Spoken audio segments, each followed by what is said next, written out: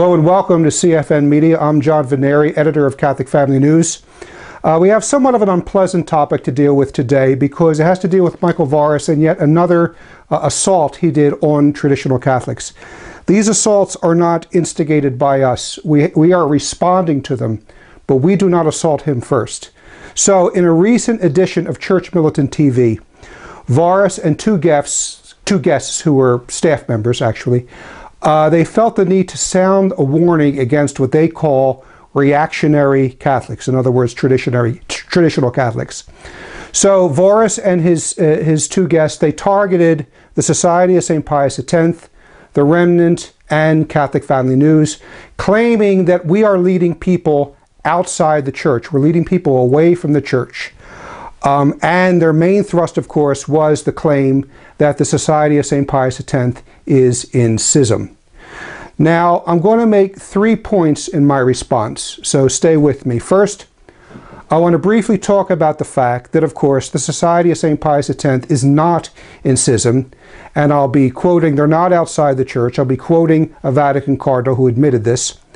Secondly, I want to talk about the big media tactics, big media, that Voris is employing that I think do him no good. And thirdly, I want to deal with a particularly glaring and clumsy falsehood with which Voris closes his segment. So first of all, the Society of St. Pius X.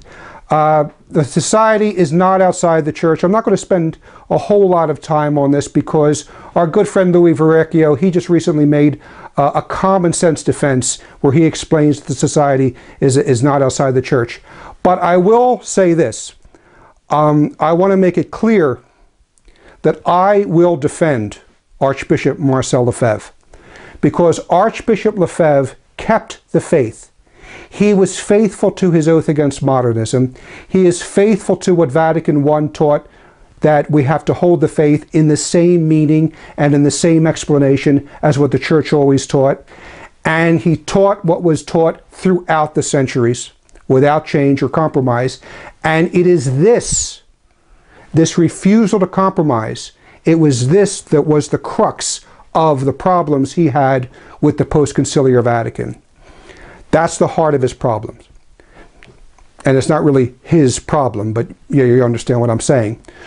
But what I want to point out is that if you read the writings, we'll just start with the 19th century popes, okay? If you read the writings of, say, start with Leo XII. Leo XII and Pius VIII and Gregory XVI and Pius IX and Leo XIII and Pius X and Benedict XV and Pius XI and Pius XII, all those great magisterial documents. You read all of them and then you read Archbishop Marcel Lefebvre, you will find one and the same voice, one and the same spirit, one and the same teaching. There is no change. There is no difference between what these great pre-Vatican II popes taught and what Archbishop Lefebvre taught and held.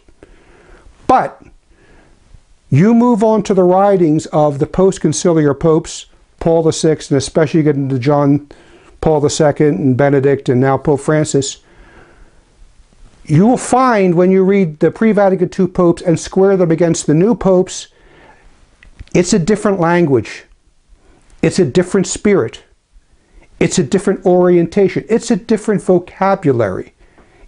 We encounter things like ecumenism and dialogue and spirit of Assisi. And we don't want to convert non-Catholics, but we want to meet them in the middle, which I'm quoting what Pope Francis recently said to a group of his Protestant friends. We get rootin' tootin' rock and roll youth masses presided over the popes. Okay, these things are a head-on collision with what the popes have taught and practiced in the past. And this is why Archbishop Lefebvre, quote unquote, got in trouble, but because he would not go along with this new orientation. Now, the fact that the post-conciliar church is on a new direction It was even recognized by Commonweal magazine. Now, this is a progressivist publication, Commonweal magazine, and I'm referring to the issue of August 11th, 2000. And what Commonweal was doing is they were talking about this upcoming double beatification that was going to take place with John Paul II beatifying Pius IX and John the 23rd. Okay, now listen to what Commonweal magazine says, what they admit. I'm going to quote. They say, quote, "The splendid absurdity of the coming event can be grasped when we recognize that John the 23rd and John Paul II would both have been condemned for their ideas and their words had they expressed them when Pius IX was in power." Close quote. See, Commonweal here is absolutely right. The contradictions between the pre-Vatican II church, what the church always taught, and the new post-conciliar orientation is precisely what Archbishop Lefebvre, that is where he had his problem. That is where he hit a brick wall for 25 years, simply wanting to remain faithful to what the church always taught, and also to call out the fact that the new post-conciliar orientation is, in various aspects, in contradiction with church teaching and practice of the past. Okay, so my point is, it's not as cut and dry as Michael Voris claims it is. Vatican cardinals claim they're in schism, they're in schism. That's it. Well, okay, here's another Vatican cardinal, Iris Cardinal Cassidy. He had been the prefect for the Vatican's Congregation for the Christian Unity. I'm forgetting the exact name of it now. The Pontifical Council for Promoting Christian Unity, that's what it was. He was the prefect of that under John Paul II. And he admitted in a letter that Society of St. Pius X is not outside the church. I'll read it directly. It's a letter of March 25th, 1994. It's quoted in Chris Ferrara's book, The Great Facade. And here's what Vatican Cardinal Cassidy said. He said that the Pontifical Council for Christian Unity, quote, I'm quoting now, is not concerned with the Society of St. Pius X. The situation of the members of this society is an internal matter of the Catholic Church. The society is not another church or ecclesial community in the meaning used in the Ecumenical Directory. Close quote. Okay, so did you hear that? The Society of St. Pius X is something that's going on within the body of the church. They are not an ecclesial community outside of the church. Cardinal Cassidy calls the SSPX an internal matter of the Catholic Church. The SSPX is not a separate group. By attending their masses, you are not going outside the church. Okay. Then there is the speech given by Bishop Bernard Fillet, Superior General of the Society of St. Pius X. This is a speech that he gave. I was there for it, in fact. The Angelus Press Conference in Kansas City, October 2010.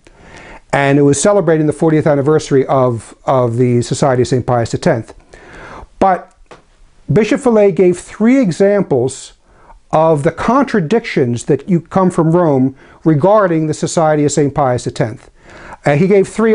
For the sake of brevity, I'm just going to give 1. Bishop Fillet spoke about the confession. Okay, those sins so grave in confession that they are reserved. They are penalized by excommunication, reserved to the Pope.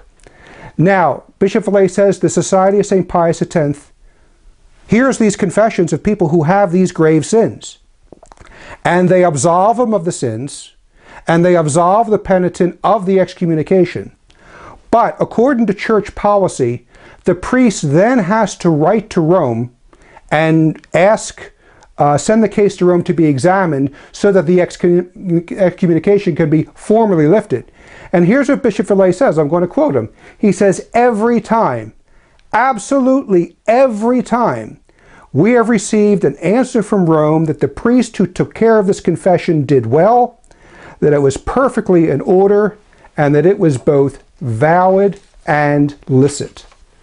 Now, Rome, of course, would comment on the penance, whether it was not enough, or whether it was sufficient or insufficient. But the main point is Rome does not say that that confession was invalid. And Bishop Fellay, during the speech, he said, so why is it said then that our confessions are invalid when this is the way Rome deals with us in cases of the most serious matters? And then he says, you see the contradiction. And we meet this contradiction all the time. Okay, so again, as I said, that's all I'm going to say about the SSPX at the moment, because it's a big topic and we'll be dealing with it in the future. But it's not as cut and dry as Varus pretends. These cardinals say he's in they're in schism, that's it. No, this is a huge, unprecedented matter in the church. And Michael Varus, I'm afraid to say, is dealing with it weakly and insufficiently. So that's all for this video. I will make a separate video, a part 2, where I'm going to talk about the other 2 problems I see with Varus' approach. This big media structure that he uses, and he falls into the same pitfalls as the big media.